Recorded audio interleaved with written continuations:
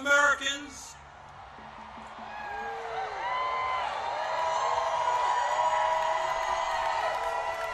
from our smallest towns to our largest cities in every state in our country who are gathering today at thousands of rallies.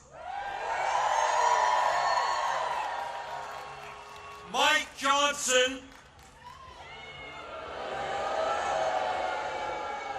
the Republican Speaker of the House, called these rallies Hate America events. Boy, does he have it wrong. Millions of Americans are coming out today not because they hate America. We're here because we love America.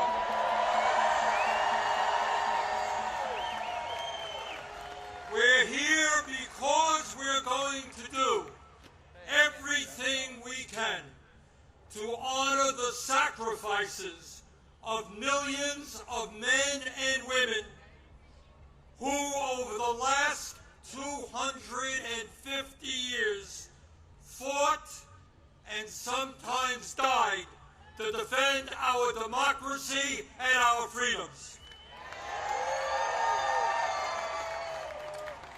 In 1776, with extraordinary courage, the founders of our country announced to the world that they would no longer be ruled by the King of England, a king who had absolute power over their lives. They demanded freedom.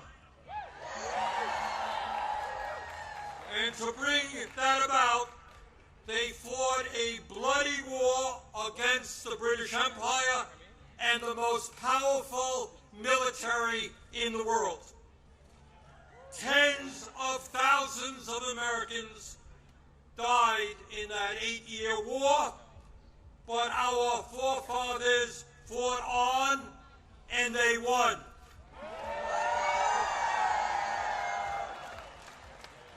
And in 1789, after winning that war, they did something extraordinary.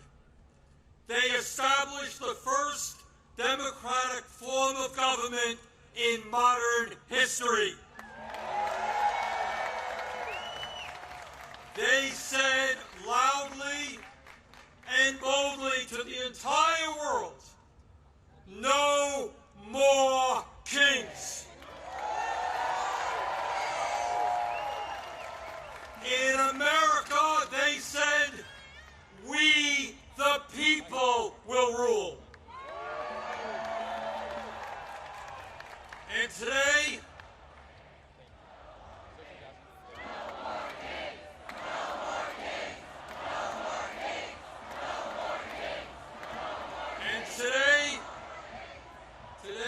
in the year 2025, in this dangerous moment in American history, our message is exactly the same. No, President Trump, we don't want you or any other king to rule us. Thank you very much, but we will maintain our democratic form of society. We will not move toward authoritarianism in America. We, the people, will rule.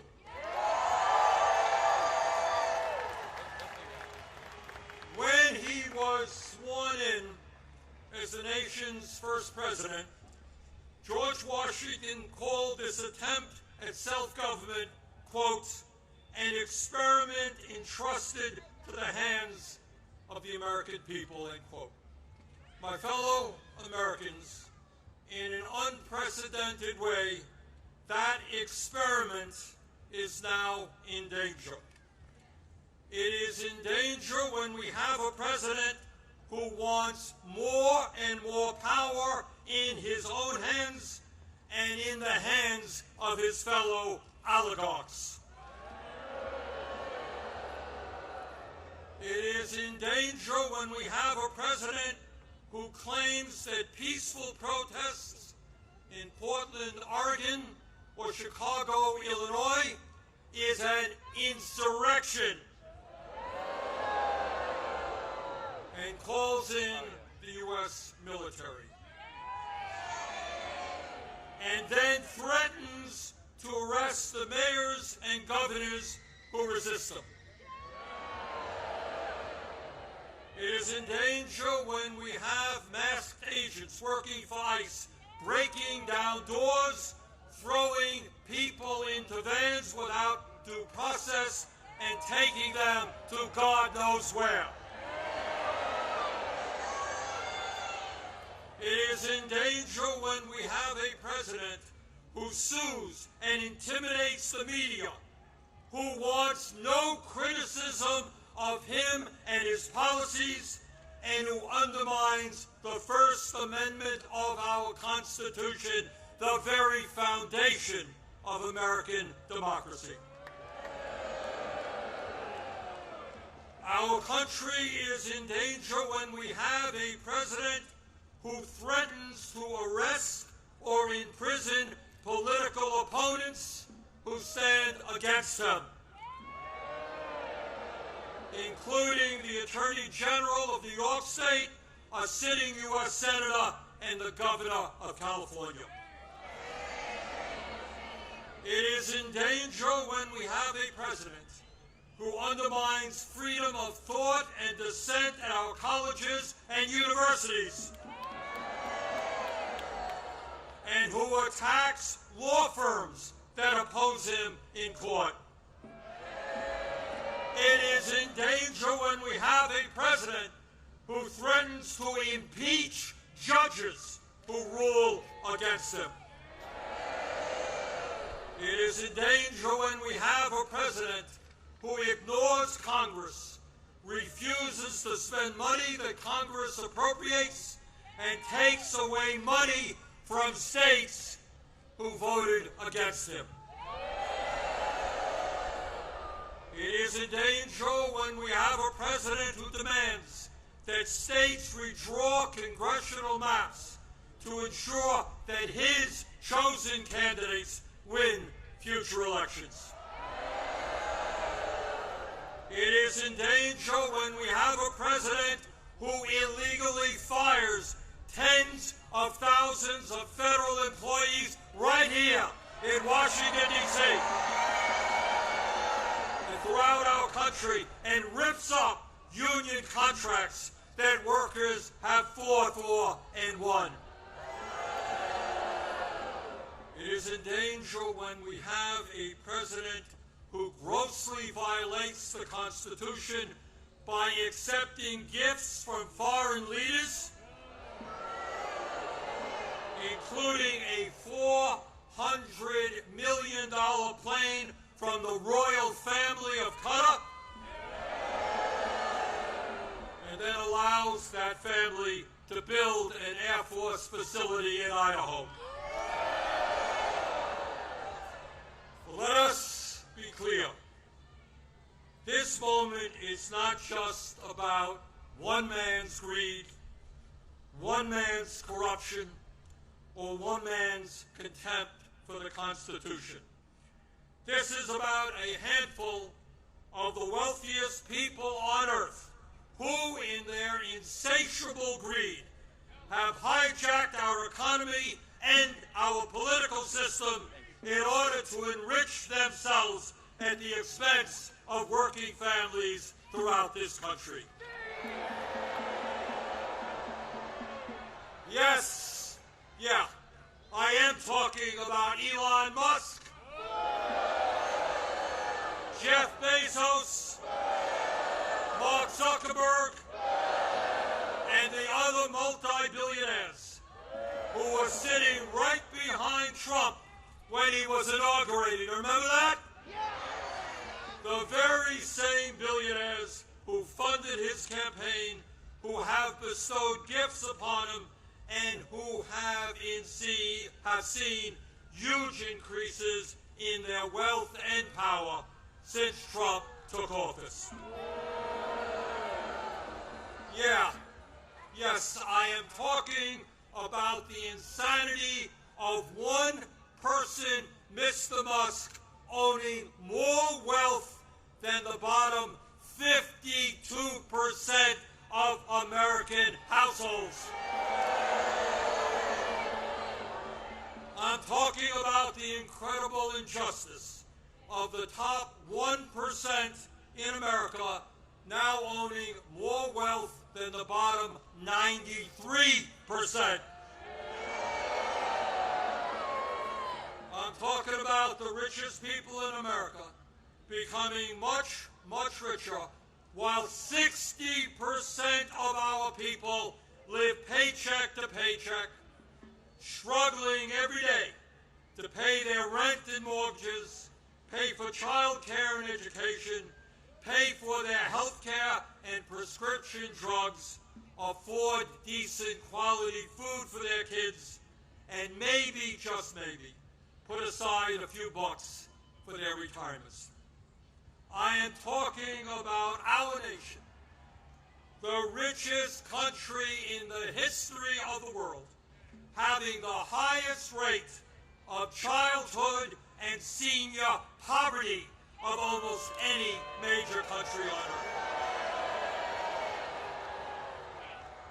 I am talking about our great nation having 85 million Americans uninsured or underinsured, and 800,000 people who are homeless, including people a few blocks from here. All the while Mr. Musk is on his way to becoming a trillionaire. I am talking about the incredible danger of the richest people in this country pouring hundreds of billions of dollars into artificial intelligence and robotics, which in the next decade will decimate tens of millions of jobs for the American working class. I'm talking about a billionaire class who believe that they have the divine right to rule, and who not only want massive tax breaks for themselves, but who reject any form of accountability or checks on their power. My fellow Americans, we rejected the divine right of kings in the 1770s. We will not accept the divine right of oligarchs today.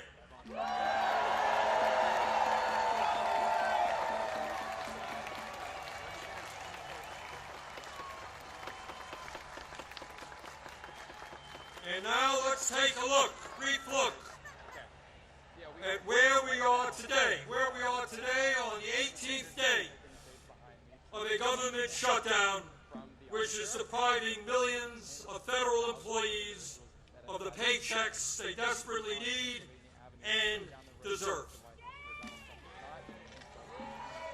Let me cut to the chase and tell you exactly what this shutdown is all about. As a result of Trump's big, beautiful, disgraceful bill, which made massive cuts to Medicaid and the Affordable Care Act, 15 million low-income and working-class Americans are going to lose the health care they desperately need to stay alive. My friends, studies suggest that when you throw those 15 million people off of the health care they presently have, 50,000 of them will die unnecessarily every year. 50,000 Americans will die unnecessarily every single year. But that's not all. As a result of that same terrible piece of legislation, over 20 million Americans are going to see on average a doubling of their health insurance premiums through the Affordable Care Act. In my state of Vermont, just the other day, people received notices from insurance companies that their health care premiums in some cases would triple or quadruple. And that is going on all over the country. At a time when we already pay, by far, the highest prices in the world for health care, millions of Americans are going to see outrageous increases in their health care premiums, which they cannot afford. Why is that happening? Why are the Republicans making a broken healthcare system, a dysfunctional healthcare system, even worse? Why are they bringing our healthcare system to the verge of collapse? We all know the answer. We all know the answer. It was to give $1 trillion in tax breaks to Mr. Musk, Mr. Bezos, Mr. Zuckerberg, Mr. Ellison, and the rest of the 1%. $1 trillion in cuts to Medicaid, and the ACA $1 trillion in tax breaks for the 1%.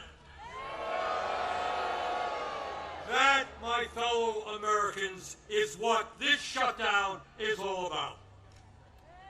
And let me be as clear as I can be. No, I will not vote for a budget that throws 15 million Americans off their health care.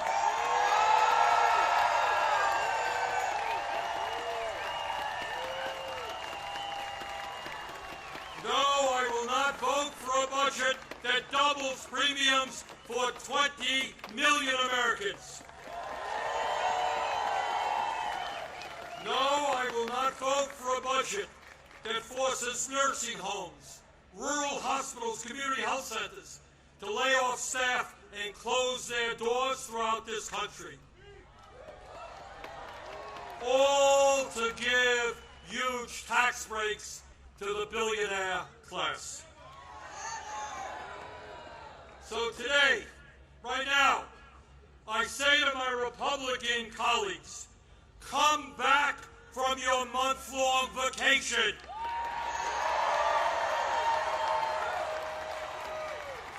Start negotiating and do not allow the American healthcare system to be destroyed. End this shutdown.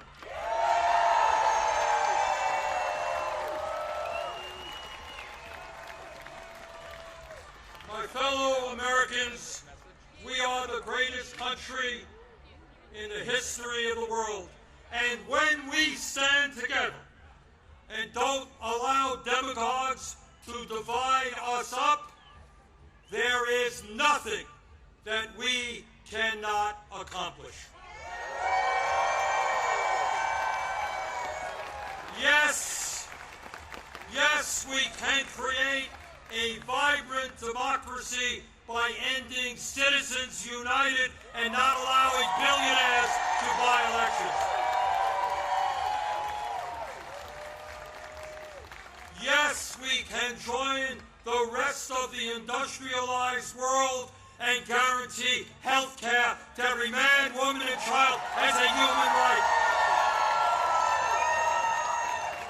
Yes, we can build millions of units of low-income and affordable housing and allow our younger generation to enjoy the American dream and own a home of their own. Yes, we can make public colleges and universities tuition-free, and have the best child care and public school system in the entire world. Yes, we can expand Social Security so that every senior in our country can retire with dignity. Yes, we can raise the minimum wage to a living wage and guarantee every worker the right to join a union. Yes, we can lead the world in transforming our energy system away from fossil fuels and create millions of good jobs as we save the planet. Yes, we can guarantee that every woman in this country has the right to control her own body.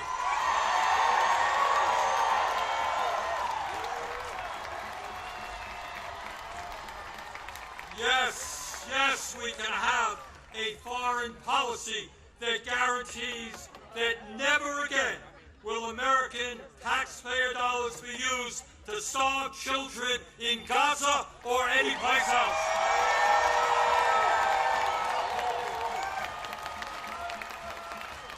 And now let me raise a question that I've been asked over and over again. You know, Bernie, great ideas, but how are you going to pay for them?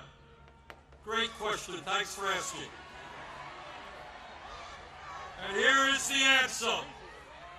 At a time when the wealthiest people in America have never, ever had it so good, at a time when billionaires are paying an effective tax rate lower than a truck driver or a nurse, yes, the top 1% and large profitable corporations will pay their fair share in taxes.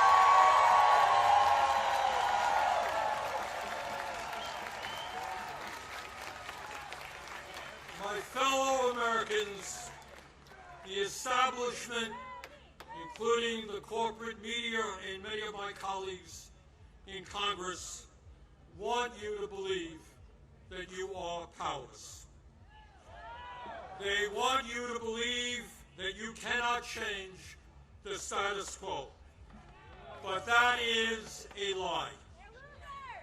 Throughout the history of our country, when Americans have stood up and fought for justice, they have prevailed.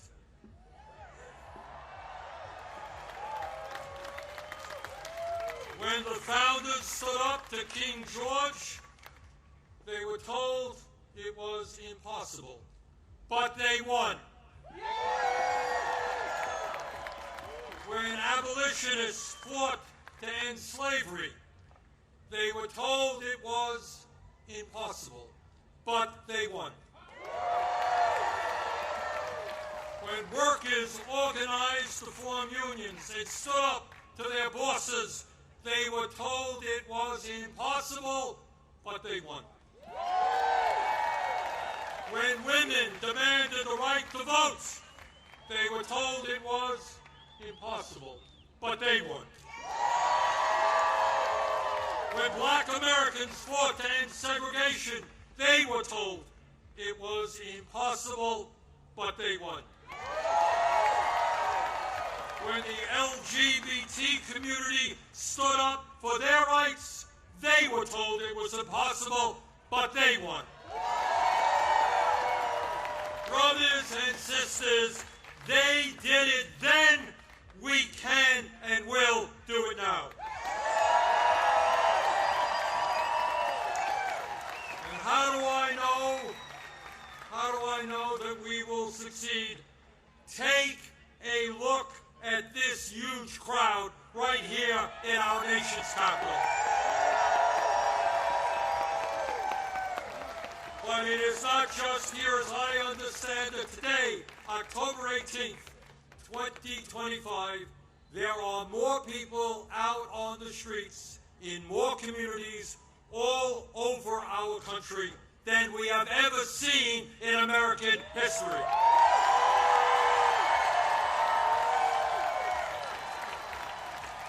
Brothers and sisters, this is not the end.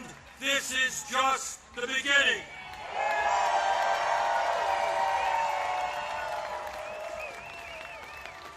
Together, when we stand united, when we don't allow Trump or anybody else to divide us up by the color of our skin or where we were born or our sexual orientation, when we stand together, we will create the kind of nation that you and I know we can become. We can and will